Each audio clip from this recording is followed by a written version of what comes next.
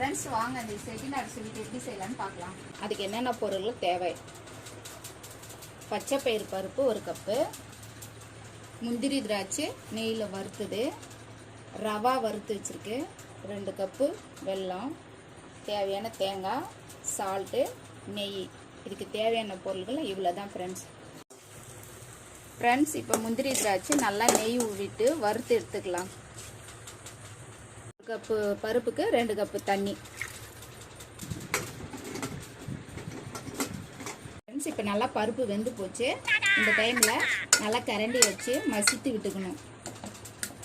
Friends இப்போ கொஞ்சம் தண்ணி விட்டு நல்லா வெல்லத்தை கொட்டி நல்லா காய்ச்சிக்கணும்.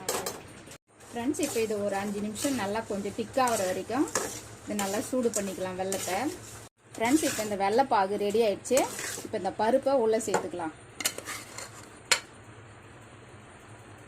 ஃப்ரெண்ட்ஸ் இப்போ ரவையை உள்ளே சேர்த்துக்கலாம். இப்போ தேங்காயும் உள்ளே சேர்த்துக்கலாம். ஃப்ரெண்ட்ஸ் கொஞ்சம் ஆயில் கொஞ்சம் சேர்த்துக்கலாம். ஃப்ரெண்ட்ஸ் கொஞ்சம் நெய் சேர்த்துக்கலாம்.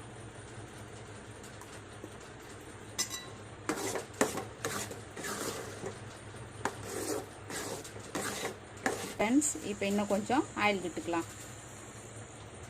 இன்னும் கொஞ்சம் நெய் விட்டுக்கலாம்.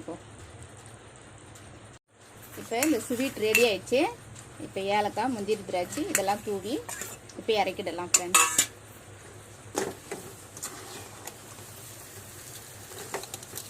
ஃப்ரெண்ட்ஸ் இப்போ இந்த ஸ்வீட்டு ரெடி ஆயிடுச்சு. இப்போ இறக்கிடலாம். அவ்வளோதான் ஃப்ரெண்ட்ஸ், இந்த ஸ்வீட்டு ரெடி.